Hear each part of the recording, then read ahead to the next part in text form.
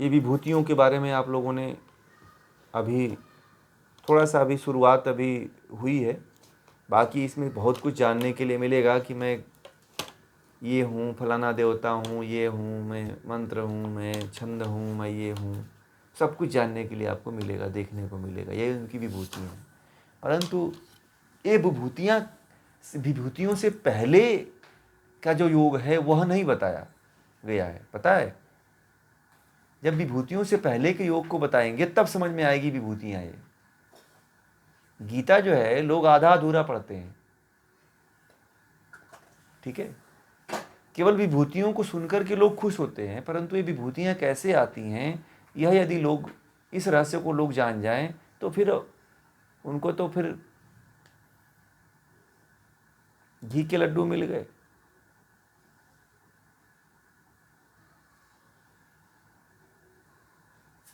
विभूतियाँ ऐसे नहीं प्राप्त होती हैं। विभूतियों के लिए योग शक्ति पहले ही आ गया। क्या आ गया? योग शक्ति। और जो योग शक्ति को प्राप्त करेगा वही विभूतियों को भी प्राप्त करेगा, ठीक है ना। इस रहस्य को आप लोग जानिएगा कि पहले योग शक्ति को प्राप्त करना है, तब विभूतियाँ हमारे जीवन में आती हैं, ऐसे नहीं आती। जितने भी बातें यहाँ पे आगे बताएंगे उस चीज़ को आप लोग नोट करिएगा, ठीक है। अब आप लोगों का कोई और प्रश्न हो?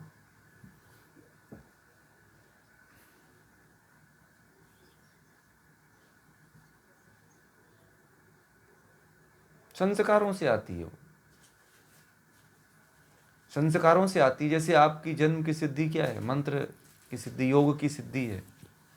आप अभी जुड़ रही हैं, अभी आपके परिवार में मात्र केवल आप ही इंटरेस्टेड हो, तो ये आपकी जन्म की सिद्धि है ना, जन्म से आई हुई है। योग पढ़ने की रुचि और योग में और ग्रंथों को जानने की रुचि, और उसमें भी ज्ञान योग को जानने की रुचि, आध्यात्म को जानने की रुचि, ये केवल आप में है ना। तो इससे आप अनुमान लगा सकते हो कि मेरे संस्कार कैसे थे, ऊंचे थे। आपके इर्द गिर्द आपके दोस्त मित्र, आपके सहेलियां बहुत सी होंगी, परंतु आपकी प्रकृति की तो नहीं है ना वो सब। उनको ये सब बातें अच्छी लगती हैं क्या? बताओ आप। यदि आप ज्ञान की बातें करते होगे तो आपकी बहुत सी सहेलियां ऐसी होंगी जो उठ करके चल देती हैं, और कुछ ऐसी होंगी जो सुनते ही कान बंद कर लेती होंगी कि पता नहीं है क्या बोलती रहती है। तो ठीक है, होता है कि नहीं होता है?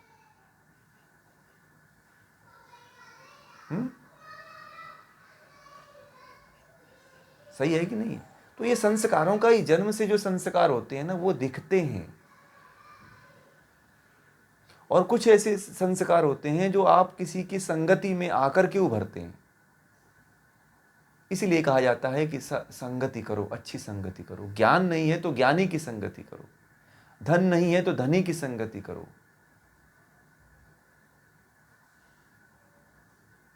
परंतु हमारी तो संगति का पता ही नहीं है कि हम किससे संगति करें। जीवन में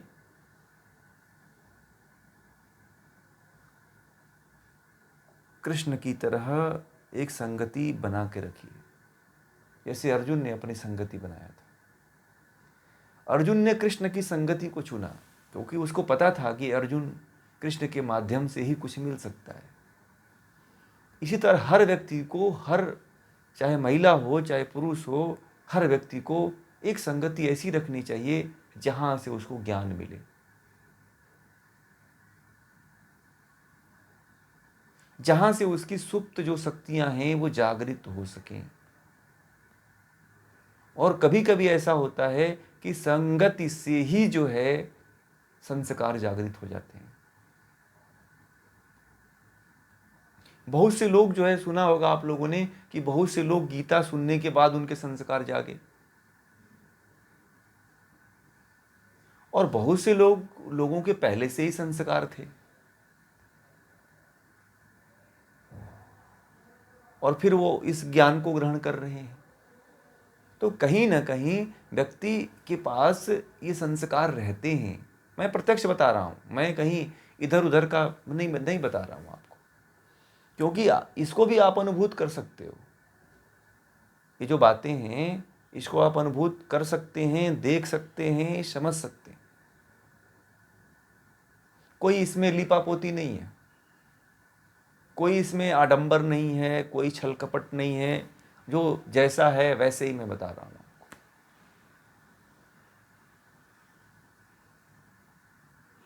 एक माँ बाप के यदि 4 संतानें हैं तो चारों संतानों में चारों अलग अलग होती हैं कि नहीं होती हैं? आप लोग कितने भाई बहन हो बताइए? अब जितने भी भाई बहन होगे आप, परंतु उनमें सभी आपकी तरह नहीं है ना, या आपकी व्यवहार के और आपके सोच के नहीं है ना वो लोग। सबकी सोच अलग है, सबका जीने का तरीका अलग है, सबके बोलने का तरीका अलग है। क्यों? क्योंकि वो संस्कार और वो कर्म व्यक्ति के साथ तो रहते ही हैं जो पिछले जन्म में उसने किया है।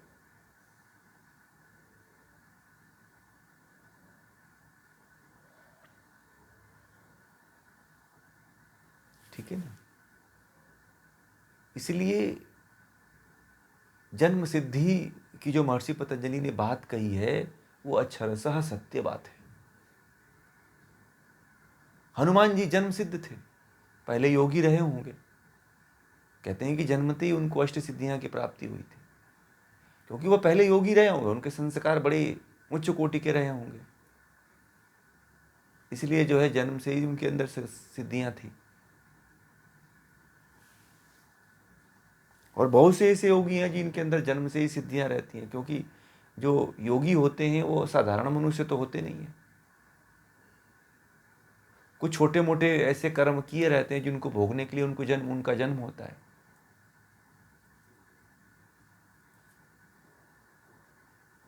इसीलिए तो मैं कहता हूं कि ये जो गीता आप लोग सुन रहे हो ना, ये नया संस्कार, आपका नया जीवन बन रहा है। और इस संस्कार के बदौलत आपके जीवन की यात्रा और एक नया पड़ाव शुरू होगा। एक लोगों ने मुझे कहा कि गीता पढ़ने और पढ़ाने से क्या होने वाला है, दुनिया कहाँ कहाँ से कहाँ पहुँच गई है और आप जो है लोगों को गीता पढ़ा रहे हो। तो मैंने कहा कि ये दुनिया गोल है और वहीं पे आएगी जहाँ से मैं शुरुआत कर रहा हूँ गीता की। तुम यहीं आओगे लौट करके।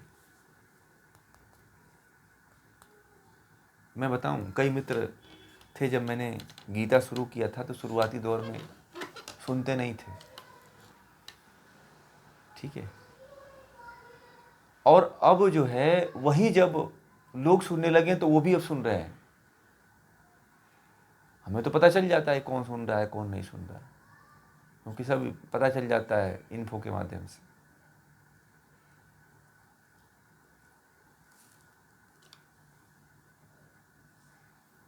तो अब वो जो एक दिन एक हमारे मित्र ने हमसे फ़ोन किया, बोला बात तो आप सही कह रहे हो, और मुझे भी जीवन में कुछ मज़ा नहीं आ रहा है, बड़ा मैं फ्रस्ट्रेशन में आ चुका हूँ, और मैंने आपकी एक वीडियो सुना, मुझे बड़ा आनंद आया। अब मैं उनसे क्या कहूँ कि अब तुम लौट करके आ गए, दुनिया गोल है, चक्कर घूम रहा है। मैं फिर अगर मैं उस समय कह देता तो मुझे लगा कि मेरा अहंकार फिर जागृत हो जाता, इसलिए मैंने उससे कहा ही नहीं। ये बातें मैं आपको बताने के लिए कह रहा हूँ। शुरुआती दौर में बहुत से ऐसे लोग हैं जो कहते हैं कि ये गीता कौन सी, तो गीता जो है बूढ़ों का, श्राद्ध में लोगों के अंदर यही भ्रम फैलाया गया है कि कोई मर जाए तब गीता का पाठ करवा दो, जब बुढ़ापा आए तब गीता पढ़ो, जब जवानी में सब मज़े ले लो और जवानी को नष्ट कर लो मज़े ले ले करके तब गीता पढ़ो। गीता कौन समझ पाएगा बुढ़ापे में? कान सुनते नहीं हैं, इंद्रियां समझ नहीं पाती हैं, मन किसी चीज़ को ग्रहण नहीं कर पाता है, बुद्धि किसी चीज़ का निर्णय नहीं ले पाती है। उस समय आप गीता समझ पाओगे? बताओ। कोई समझ पाएगा गीता? नहीं समझ पाएगा ना। और आज तो एक बड़े मज़े की बात ये बता दूं कि आजकल तो लोगों का बुढ़ापा ही नहीं आ रहा है, किसी का बुढ़ापा नहीं आ रहा है। अब तो लोग जो है नई उम्र में ही चलते चलते भगवान उनको उठा ले रहा है कि चल अब हो गया टाइम, 50-60 साल में ही। किसी का बुढ़ापा अब आ ही नहीं रहा है।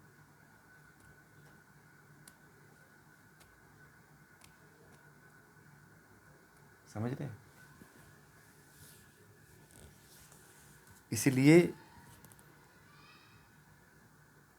कोई भी उम्र हो, आप किसी भी उम्र के पड़ाव में हो, आप ज्ञान का मार्ग मत छोड़ो।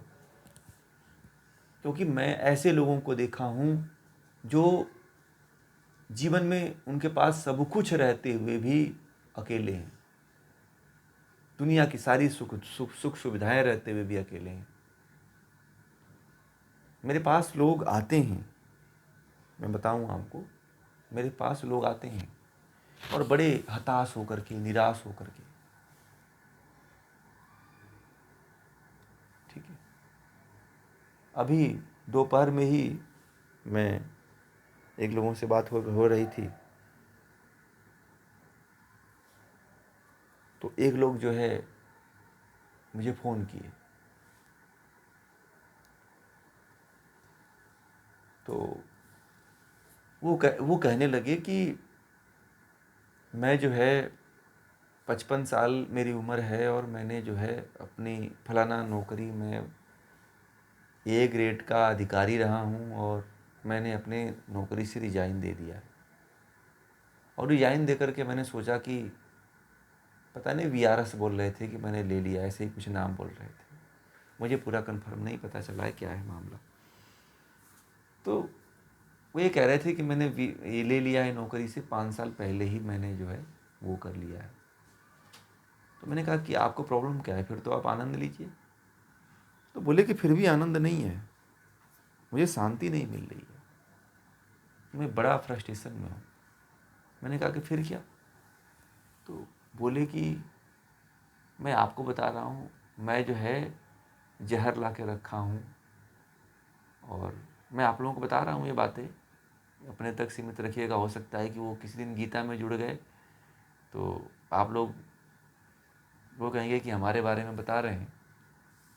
अब परंतु मुझे लगा ऐसा कि बता दूं, तो अपने लिए वो ऐसी रस्सी ला के रखे हुए हैं कि जिससे वो पंखे से लटक करके मर सकें जल्दी से, ठीक है। और ऐसी जहर ला के रखे हुए हैं कि 5 मिनट के अंदर उनकी मृत्यु हो जाए। तो मुझे बताए कि मेरे अंदर ये कई दिनों से विचार आ रहा है, और क्यों आ रहा है पता नहीं क्यों आ रहा है, अब मुझे नहीं पता, परंतु मैं ऐसी दवा ला करके रखा हूँ कि अगर इससे नहीं होगा तो मैं फांसी तो लगा ही लूँगा। और बोले कि मैं जो है धारदार चाकू भी ला करके रखा हूँ। और फिर बोले कि मेरी लाइसेंस की बंदूक है, उसमें भी मैंने 6 गोलियां भरवा रखा है। ये मन की बिगड़ैल स्थिति को देखिए। मैं जब सुना तो कहा कि ये व्यक्ति कैसा रहा है, कैसे सरकार में, सरकारी तंत्र में ये काम किया होगा व्यक्ति।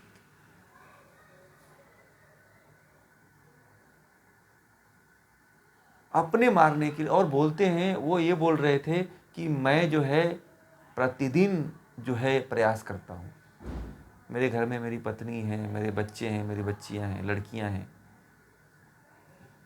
बोल रहे थे कि एक लड़की, अभी तो किसी लड़की की शादी नहीं हुई है, लड़के की शादी नहीं हुई है, न लड़के पढ़े लिखे हैं, न पूरा उनकी पढ़ाई लिखाई हुई है। तो वो कह रहे हैं कि मैं जो है प्रतिदिन अकेले में जब कहीं होता हूँ तो मरने का प्रयास करता हूँ, परंतु पता नहीं मर ही नहीं पाता हूँ। मैं जहर खाने जाता हूँ तो रुक जाता हूँ, रस्सी पे लेके चढ़ने अकेले कमरे में होता हूँ तो फिर मैं हटा के रख देता हूँ, छिपा देता हूँ। परंतु ये घटना डेली घटित होती है मेरे साथ। मैंने पूछा क्या कारण है भाई, क्यों मरना चाहते हैं? भगवान तो एक दिन मारेगा ही आपको, तो ऐसा जल्दी क्यों है? थोड़ा रुक ही जाओ, आप क्यों मरना चाहते हो? मैंने ऐसे ही कहा जैसे आप लोगों से कह रहा हूँ, मैंने कोई लीपापोती लेके नहीं बोल रहा हूँ। तो बोले कि बस मुझे मरना है। तो मैंने कहा कि उनको समय दिया है मैंने कल का, बात इतनी ही हुई थी, अब आगे कल बात पहुँचेगी कि क्या उनका क्या पूरा हिस्ट्री है और क्यों मरना चाहते हैं। मैंने कहा कि आप ज़िंदा रहिएगा तो ज़रूर कल मिलिएगा। मैंने थोड़ा मजाक भी कर लिया उनसे कि कल पता नहीं आप बचें कि ना बचें, आप ऐसे ही फांसी लगा रहे हो तो बचो कि ना बचो। आप जहर मत खा लेना आप लोग, क्योंकि हमसे कल आपको बात करनी पड़ेगी। बोले कि पक्का बात करूँगा। मैंने कहा कि आप मरेंगे तो नहीं? बोले नहीं मरूँगा। ठीक है, तो ऐसे ऐसे लोग हैं, क्या कहेंगे अज्ञानता में। और वह व्यक्ति जो है, ऐसा नहीं हो यूपीएससी क्वालिफाई करना, पढ़ करके आया हुआ व्यक्ति है, नौकरी भी किया है 40 साल है, हर चीज़ से संपन्न है व्यक्ति, फिर भी वो मरना चाहता है। क्यों? इसी को अज्ञानता कहते हैं, इसी को मूर्खता कहते हैं।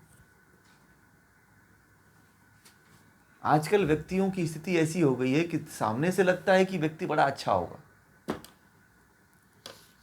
ठीक है, मेरे पास जब लोग आते हैं तो मुझे लगता है कि मेरे पास कहते हैं कि मैं उम्र में तो बड़ा हो गया, उम्र में तो मैं बड़ा हुआ ही नहीं। अब इन्हीं की बात मैंने कहा, तो मैं जब उनको थोड़ा सा समझाया मैंने, तो बड़े प्रभावित हुए। तो मैंने कहा कि आप मुझसे प्रभावित मत होना। तो बोले नहीं नहीं, मैं आपसे बड़ा प्रभावित हो गया, मुझे तो। मैंने कहा कि ये प्रभावित करने वाला कोई मदारी उदारी नहीं हूँ मैं, ये तो परमात्मा का ज्ञान है, परमात्मा की बातें हैं, ईश्वर की बातें हैं। मैं तो वही एक ईश्वर का संदेश वाहक हूँ बस। पहले आप अपने आप को सुधारो और मरने का ये जो प्रपंच रच रहे हो इसको हटाओ और आगे बढ़ने की कोशिश करो। कहाँ इन कचरों में फंसे हुए हो? क्यों मरना चाहते हो भाई? अब तो ये उनकी बात है, अब पता नहीं ये उनके घर में उनकी पत्नी का भी क्या स्थिति होगी, ये अब कल पता चलेगा। कुछ ना कुछ तो मैटर होगा, अब बड़ा मैटर होगा। तो ये क्यों है ऐसा? इसलिए है कि व्यक्ति ज्ञान से नहीं जुड़ा हुआ है, आध्यात्म से नहीं जुड़ा हुआ है। और जानते हैं, बड़े धार्मिक प्रवृत्ति के हैं वो, बड़े धार्मिक हैं, भगवान विष्णु के उपासक हैं वो कह रहे थे कि हमारे पूर्वज जो है भगवान विष्णु के उपासक थे, तो मैं भी भगवान विष्णु की उपासना करता हूँ।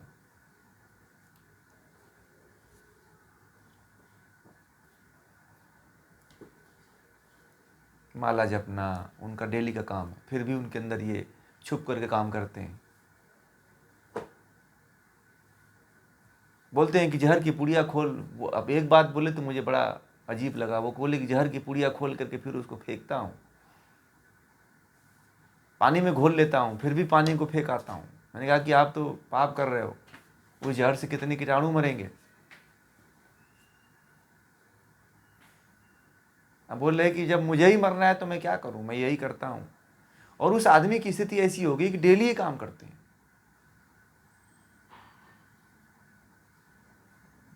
मैं जब सुना तो मुझे बड़ा आत्मग्लानि हुई। मैंने कहा कि देखो, व्यक्ति सब कुछ होते हुए भी व्यक्ति अज्ञानता के कारण कैसा जीवन जी रहा है। अब इससे बदतर जीवन क्या हो सकता है कि व्यक्ति इसी में लगा हुआ है कि मैं कैसे मरूं, और वो भी चोरी चोरी, छिप छिप छिप करके, कि मुझे कोई देख न ले।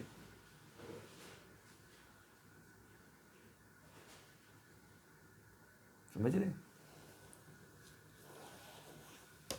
इसीलिए मैंने कहा कि संगति अगर अच्छी हो गई ना, तो फिर तो व्यक्ति तर ही जाता है। सत्संग से अपने आप को जोड़ो, अपने परिवार को जोड़ो, अपने बच्चों को जोड़ो आप लोग, और जोड़िए भी और जोड़िए भी कि किसी का तो भला हो जाए। आपके साथ साथ किसी और का भला हो जाए, तो इससे बड़ा पुण्य कुछ नहीं हो सकता है।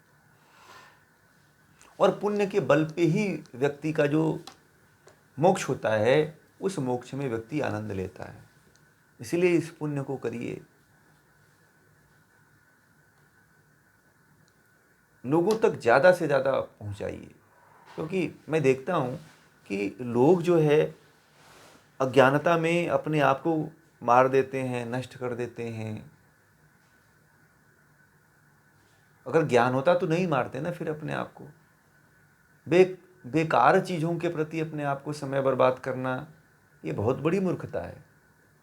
अगर ज्ञान हो गया व्यक्ति तो आप लोगों की तरफ, वो भी तो व्यक्ति आगे बढ़ेगा ना, फिर योग की तरफ आगे बढ़ता।